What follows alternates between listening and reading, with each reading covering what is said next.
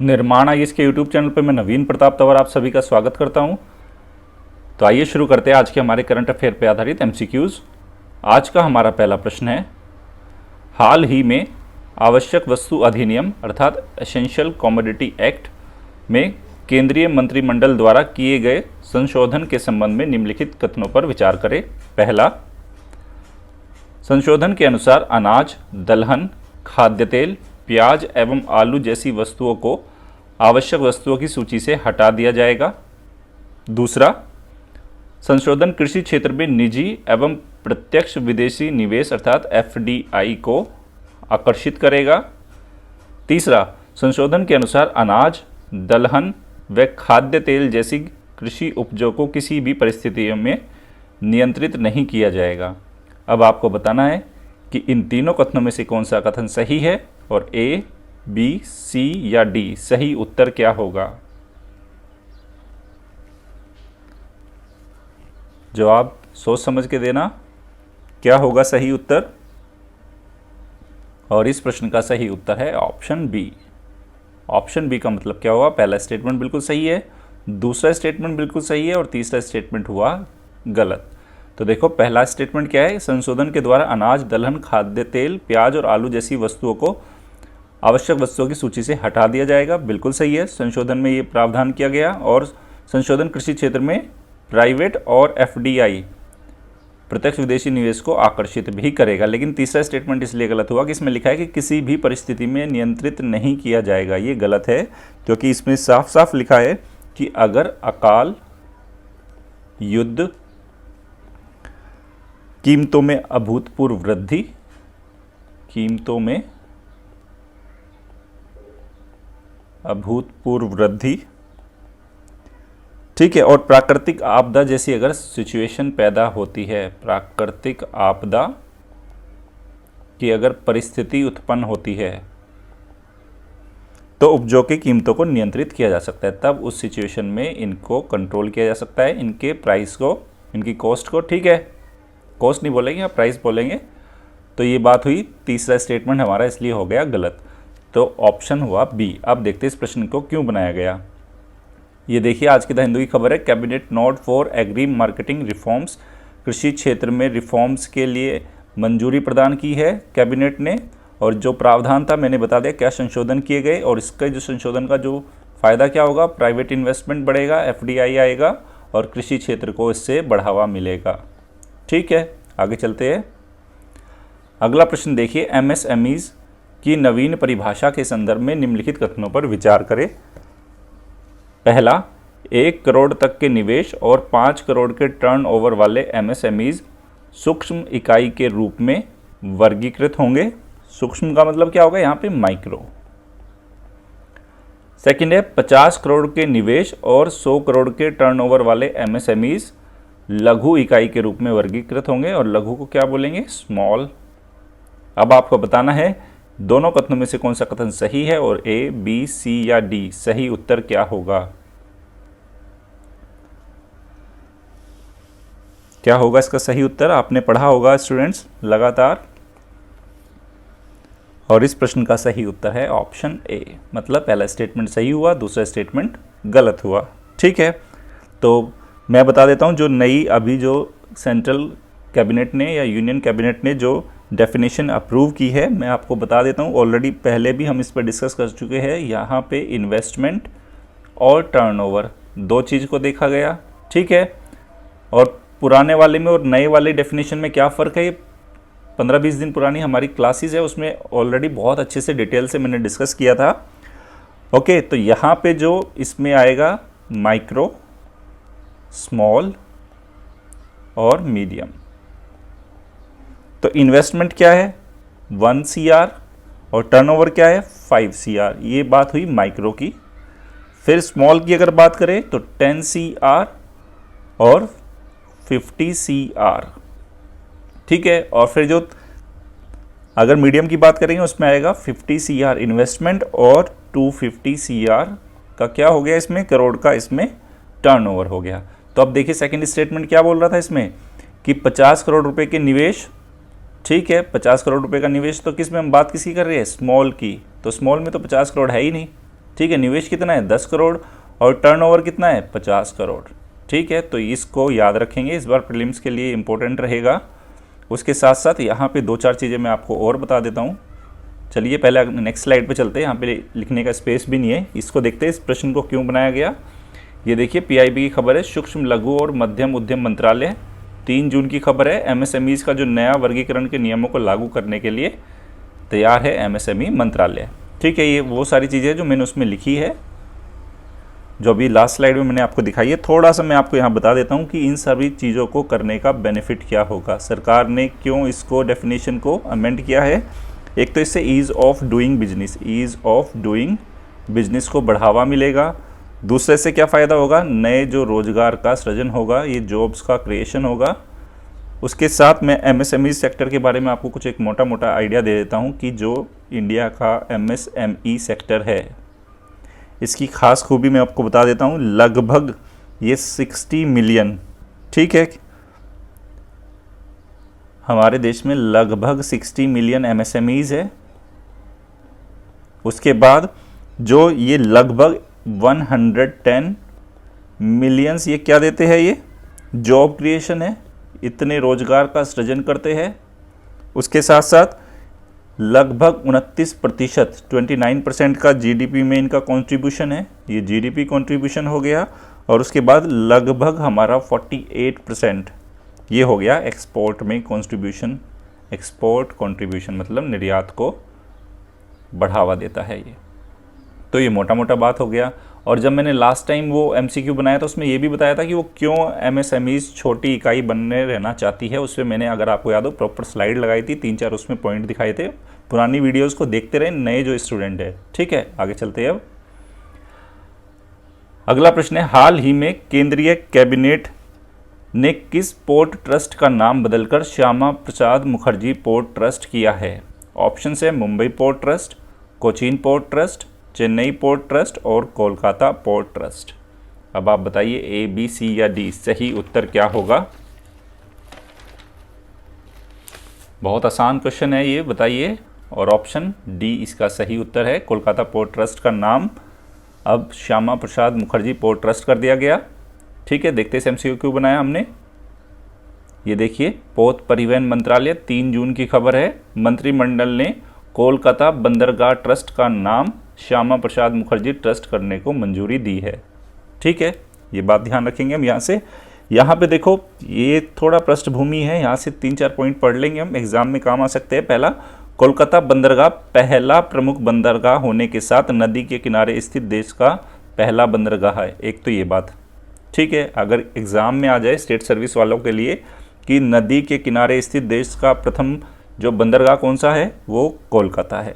ठीक है, उसके बाद ये टेक्निकल कब बना, कैसे बना, वो हमारे इतना अभी काम का नहीं है। यहाँ पे चलते हैं। सेकंड पैराग्राफ में इसमें लिखा है कि आमतौर में भारत में प्रमुख बंदरगाहों के नाम शहर अथवा उस कस्बे के नाम पर होते हैं जहाँ वे स्थित होते हैं। हालांकि विशेष मामलों में जाने माने नेताओं के योगदान पर भी गौर करने के कारण कुछ बंदरगाहों का नाम पहले भी महान राष्ट्रीय नेताओं के नाम पर रखा गया है। जैसे इन्होंने एग्जाम्पल दिया, जो न्यावा सेवा बंदरगाह था को सरकार ने 1988 में जवाहरलाल नेहरू बंदरगाह ट्रस्ट नाम दिया।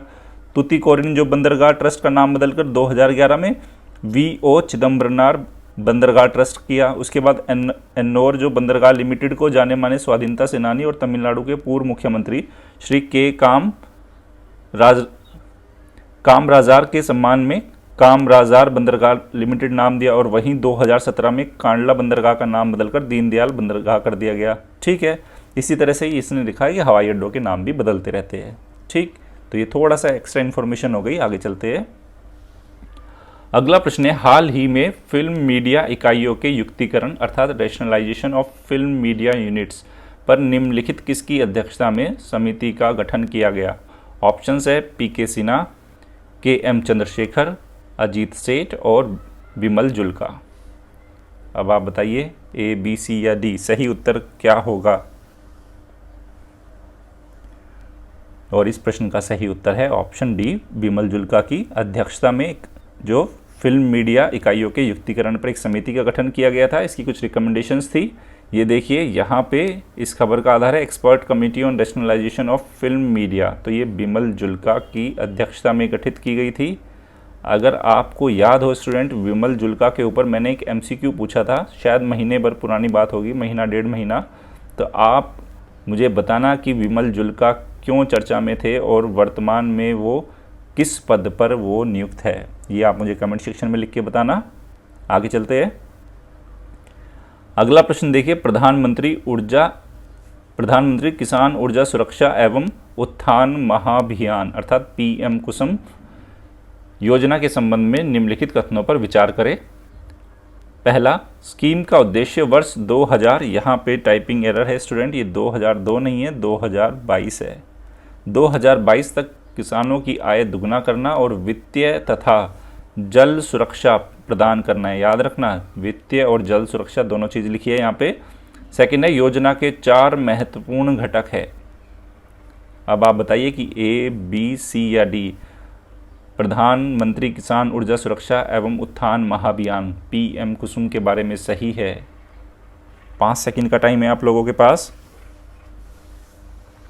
और इस प्रश्न का सही उत्तर है ऑप्शन ए, मतलब पहला स्टेटमेंट भी सही है, किसानों की आय को दुगना करना और फाइनेंशियल एंड जो वाटर सिक्योरिटी है वो प्रोवाइड कराना है। लेकिन सेकंड स्टेटमेंट रॉन्ग हुआ, क्योंकि इसमें 4 इसके कंपोनेंट नहीं, इसके जो 3 महत्वपूर्ण कंपोनेंट है वो नेक्स्ट स्लाइड पे दिखाऊंगा मैं आपको। ये देखिए क्यों बनाया गया इस प्रश्न को। नवीन एवं नवीकरणीय ऊर्जा मंत्रालय की इनिशिएटिव है। पहली बात तो पीएम कुसुम याद रखेंगे हम, ये मंत्रालय जरूर याद रखना है हमें, ठीक है। अब आप देखिए जो मंत्रालय ने क्या बोला है, MNRE जो मंत्रालय है, न्यू एवं रिन्यूएबल एनर्जी, पीएम कुसुम योजना के तहत पंजीकरण का दावा करने वाली फर्जी वेबसाइट के बारे में क्या है, परामर्श जारी किए गए हैं। तो सरकार ने बोला है कि कुछ फर्जी वेबसाइटों पे ऐसा बोला जा रहा है कि वो आपका रजिस्ट्रेशन कराएंगे पीएम कुसुम योजना में। तो उसको सरकार ने बोला कि कुछ फर्जी वेबसाइट्स है जिससे आम जनता के साथ धोखा कर रही है, और इन फर्जी पंजीकरण पोर्टल के माध्यम से बेसिकली क्या है, डाटा का दुरुपयोग किया जा रहा है आम लोगों का। और जैसे कि आप लगातार देख रहे हो पिछले कुछ दिनों से डार्क वेब के बारे में लगातार चर्चा बनी हुई है। डार्क वेब, द हिंदू में डार्क वेब क्या होता है, इस पर ऑलरेडी मैं एमसीक्यू पहले भी पूछ चुका हूँ। तो उस पर बोला है कि मिलियंस ऑफ इंडियंस के, मतलब लाखों ऐसे इंडियंस हैं जिनकी डार्क वेब पे उनके पर्सनल डिटेल्स अवेलेबल है। तो इस तरह की फर्जी वेबसाइट्स आप भी ध्यान रखना थोड़ा, इन दोनों काफ़ी फाइनेंशियल फ्रॉड और ऑनलाइन जो फ्रॉड है काफ़ी बढ़ रहा है, ठीक है, लॉकडाउन में। आगे चलते हैं। ये देखिए पीएम कुसुम स्कीम के बारे में जान लेते हैं। शुरुआत कब हुई, वर्ष 2019 में। स्कीम का जो उद्देश्य है वर्ष 2022 तक किसानों की आय दुगना करना और वित्तीय और जल सुरक्षा प्रदान करना है। और इसने क्या बोला है कि ये अन्नदाता से ऊर्जादाता में रूपांतरित करेगी ये स्कीम। और लक्ष्य क्या है, वर्ष 2022 तक 25,750 मेगावाट अतिरिक्त सोलर क्षमता को बढ़ाना। देखो 3 कंपोनेंट है स्कीम के, कंपोनेंट ए, बी और सी। हमने क्या लिखा था स्टेटमेंट में, 4 नहीं 3 है। पहले कंपोनेंट में क्या है, जो बंजर या पड़ती भूमि है उस पर 10,000 मेगावाट की डिसेंट्रलाइज ग्रिड कनेक्टेड जो नवीकरणीय ऊर्जा प्लांट की स्थापना करना। जो कंपोनेंट बी है 17.5 लाख स्टैंड अलोन, ठीक है, स्टैंड अलोन एग्रीकल्चर जो पंप की स्थापना करना। और तीसरा है 10 लाख ग्रिड से जुड़े कृषि पंपों का सोलराइजेशन करना है। ये 3 कंपोनेंट है, याद रखेंगे। पहला प्रतिभूमि से है, फिर स्टैंड अलोन से है, फिर जो ग्रिड से कनेक्ट करना है किनको, कृषि पंपों को। आगे चलते हैं। अभी बजट जो हमारा 2020-21 था उसमें क्या प्रावधान थे, तो 20 लाख किसानों को स्टैंड अलोन, यहाँ पे अलोन को ठीक कर लेंगे, सोलर पंप उपलब्ध कराना। उसके बाद 15 लाख अतिरिक्त किसानों को ग्रिड कनेक्टेड कृषि पंपों का सोलराइजेशन प्रदान करना। किसानों को प्रति और बंजर भूमि पर सोलर पावर जनरेशन क्षमता स्थापित करने में मदद करना, ताकि वो क्या करेंगे, इससे ग्रिड को बेच सकेंगे। तो बेच सकेंगे तो क्या होगा, उसकी डबलिंग फार्मर इनकम का जो बोला है, डबलिंग फार्मर इनकम, उसका ये एक महत्वपूर्ण भूमिका निभाएगा। फिर ये वो अपनी जो ऊर्जा को, विद्युत को वो बेच सकेंगे। ये बजट 2020-21 के प्रोविजंस थे। अब आगे चलते हैं। देखो ये पीएम कुसुम भी इस बार प्रीलिम्स के लिए इम्पोर्टेंट है स्टूडेंट।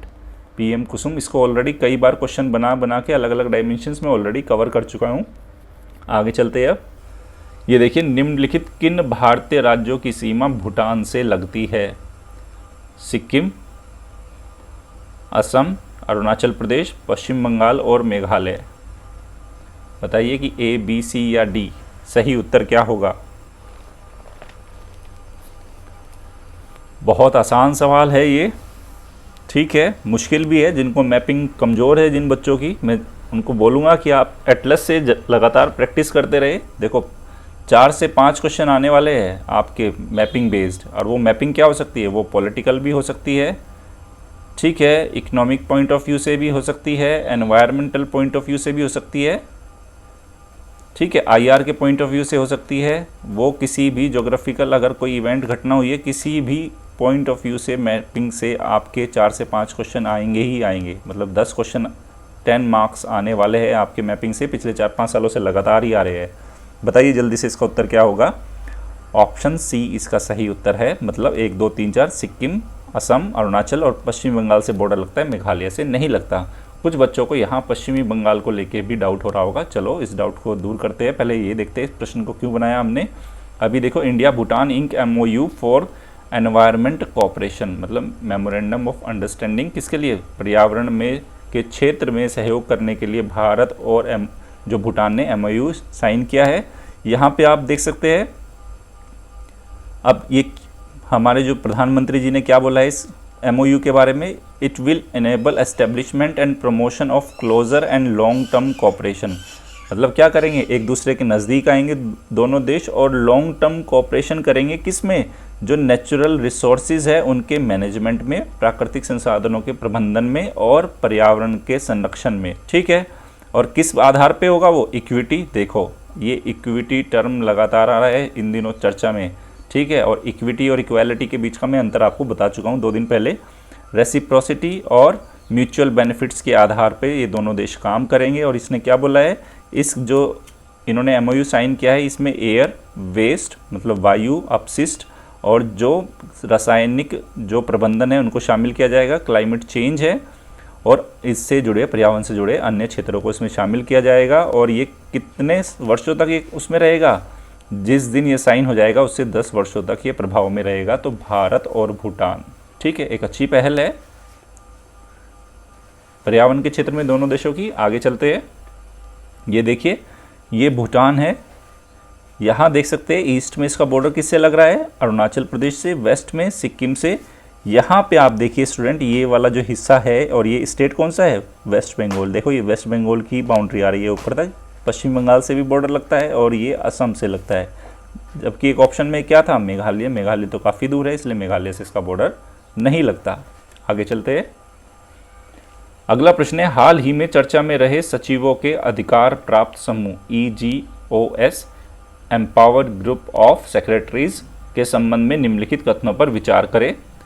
पहला, EGOS का जो उद्देश्य है भारत में ज़्यादा निवेश आकर्षित करना और वैश्विक निवेशकों को निवेश समर्थन और सुविधाएं देना है। सेकंड है, EGOS का जो अध्यक्ष होगा नीति आयोग के CEO होंगे। अब आप बताइए EGOS सचिवों के अधिकार प्राप्त समूह के बारे में दोनों कथनों में से कौन सा कथन सही है, और A, B, C या D सही उत्तर क्या होगा, ये इंपॉर्टेंट रहेगा। सही उत्तर बताइए। और इस प्रश्न का सही उत्तर है ऑप्शन A। पहला स्टेटमेंट बिल्कुल सही। इसका जो उद्देश्य है, ऑब्जेक्टिव है, भारत में ज़्यादा से ज़्यादा निवेश को आकर्षित करना और ग्लोबल इन्वेस्टर्स को अच्छी से अच्छी निवेश के लिए उनको सपोर्ट करना और फैसिलिटी प्रोवाइड करना है। लेकिन जो इसके अध्यक्ष है वो नीति आयोग के CEO नहीं होंगे, इसके जो अध्यक्ष होंगे वो होंगे कैबिनेट सचिव। देखते हैं इस प्रश्न को क्यों बनाया गया। ये देखिए, cabinet setup secretaries group to attract investment. तो केंद्रीय मंत्रिमंडल ने, कैबिनेट ने क्या है, एक EGOS empowered group of secretaries को एस्टेब्लिश किया है। काम क्या होगा, देश में निवेश को आकर्षित करना, ठीक है। यहाँ पे हम देखेंगे एक पैराग्राफ ये देखना है हमें, उसके साथ साथ हमें एक थोड़ा सा पैराग्राफ यहाँ से पढ़ना है, ठीक है, और थोड़ा यहाँ से पढ़ना है। देखो मेरे साथ बने रहो। यूनियन केंद्रीय मंत्रिमंडल ने वेडनेसडे के दिन, मतलब बुधवार के दिन, क्या अनुमोदन किया है कि वो एक एम्पावर्ड ग्रुप ऑफ सेक्रेटरीज को एस्टेब्लिश करेंगे। उसके साथ साथ देखो, project development cells in ministries and department, 2 चीज़ें होंगे, एक तो EGOS, उसके साथ साथ जो परियोजना विकास इकाइयाँ, प्रोजेक्ट डेवलपमेंट सेल्स को एस्टेब्लिश किया जाएगा, किसमें, अलग अलग जो मंत्रालयों के में और मंत्रालयों के विभागों में, ठीक है। किस लिए किया जाएगा? ताकि भारत में निवेश को आकर्षित किया जाए, ये बात हुई। अब इसका एक जो उद्देश्य है, भारत को ये कह रहे हैं 5 ट्रिलियन इकोनॉमी के रास्ते में और इस टारगेट को अचीव करने में ये मदद करेगा। ठीक है, तो उसने बोला है 2 डिसीजंस कौन से? EGOS और PDC। ये क्या करेंगे?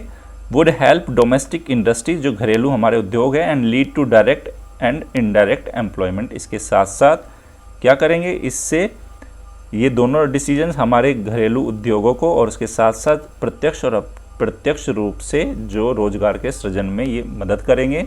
अब ये देखो, इसकी अध्यक्षता कौन करेगा? यहाँ लिखा है would be chaired by cabinet secretary, तो कैबिनेट सचिव इसकी अध्यक्षता करेगा। EOGS, कैबिनेट सचिव। ठीक है, अब नीति आयोग का CEO इसका एक मेंबर होगा, आप देख सकते हैं। उसके साथ member, convener and the NITI Aayog CEO, ये सब इसमें बाकी मेंबर होंगे, अलग अलग मंत्रालय के सचिव भी इसमें मेंबर होंगे। ठीक है, अगर एग्जाम में EOGS आए और PDC आए, ठीक है, तो मेंस में भी काम मिलेगा कि हमने निवेश को आकर्षित करने के लिए क्या किया, हमने PDC बनाए, EGOS बनाया, ब्ला ब्ला करके अच्छे 1-2 पॉइंट बन जाएंगे वहाँ पे आपके। अब आगे चलते हैं।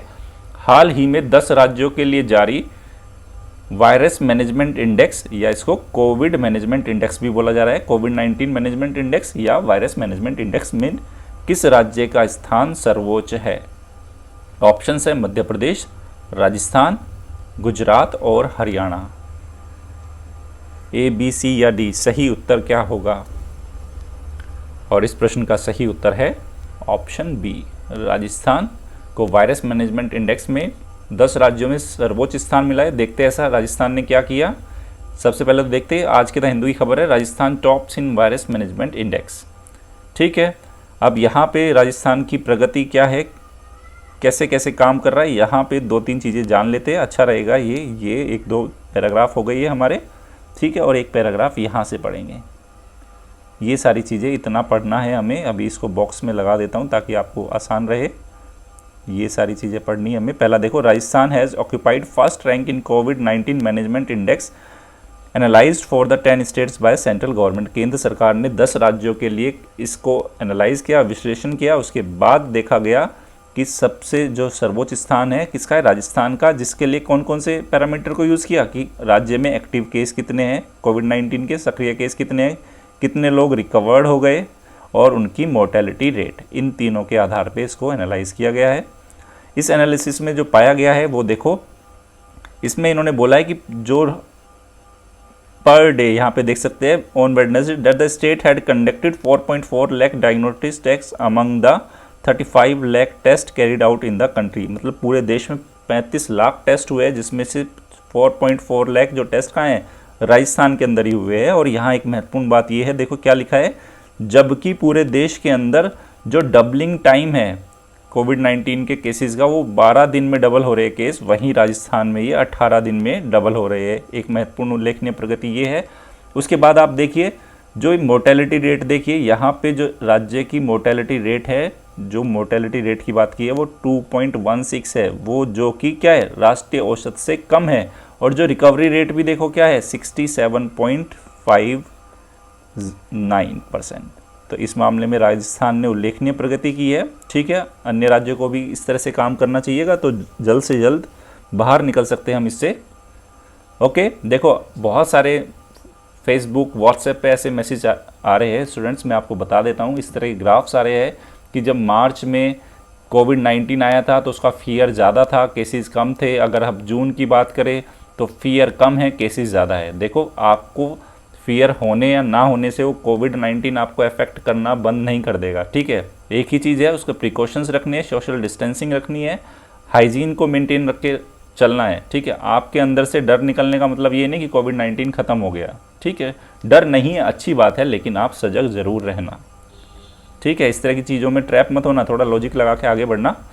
चलते आगे, ये देखिए आज का हमारा जो अभ्यास प्रश्न है, स्वदेश SWADES पहल जो हाल ही में समाचारों में चर्चा में है। पहला, इस पहल की शुरुआत वंदे भारत मिशन के तहत की गई। दूसरा, पहल का उद्देश्य विदेशों से आने वाले भारतीयों के हुनर को क्या बोलेंगे? स्किल सेट बोलेंगे हम इसको, स्किल सेट एवं अनुभव के आधार पर उनका डेटाबेस तैयार करना है। तीसरा, इस पहल का आयोजन नागर विमानन मंत्रालय, विदेश मंत्रालय एवं कौशल विकास एवं उद्यमिता मंत्रालय द्वारा किया जा रहा है। अब आपको बताना है कि ए, बी, सी या डी सही उत्तर क्या है, ये आप मुझे कमेंट सेक्शन में लिख के बताओगे स्टूडेंट्स। ओके, आगे चलते हैं। ये देखिए, कल मैंने आपसे एक प्रश्न पूछा था कि निम्नलिखित पर विचार करें और कौन सही सुमेलित है। इसमें था पलमायरा इराक, बिल्कुल नहीं। जो पलमायरा कहाँ पे है? सीरिया। देखो, एक क्वेश्चन डेफिनेटली आएगा मिडिल ईस्ट की सिटीज़ से, ठीक है, आज ही बता रहा हूँ आपको। इसलिए सारी सिटीज़ जितनी थी मैपिंग वाली क्लास में ऑलरेडी कवर करा चुका हूँ, क्योंकि मैपिंग की क्लास का जो खास खूबी थी उसमें ट्रेडिशनल प्लस करंट, साल भर में जो करंट में चर्चा रही है वो सारी चीज़ें भी मैंने उसमें कवर कराई है, कौन कौन सी सिटीज़ रही है। फिर सेकंड है मोसुल, ये सीरिया लिखा हुआ है, नहीं मोसुल तो कहाँ पे है? इराक में है, ये भी गलत मैच हो गया। तीसरा, सिराज इसने लिखा है कि सऊदी अरब में, नहीं, ये कहाँ पे है? ये ईरान में है। तो इसलिए तीनों ही गलत है। तो ऑप्शन डी हमारा क्या हो गया? सही उत्तर हुआ। सभी बच्चों ने सही जवाब दिया, काफ़ी अच्छा भी लगा। ओके, निर्माण आईएएस की daily current affair based MCQ की आज की सीरीज यहीं समाप्त होती है। अगर आपको हमारी ये पहल पसंद आ रही है तो हमारे यूट्यूब चैनल को लाइक कीजिए, शेयर कीजिए और सब्सक्राइब कीजिए। धन्यवाद।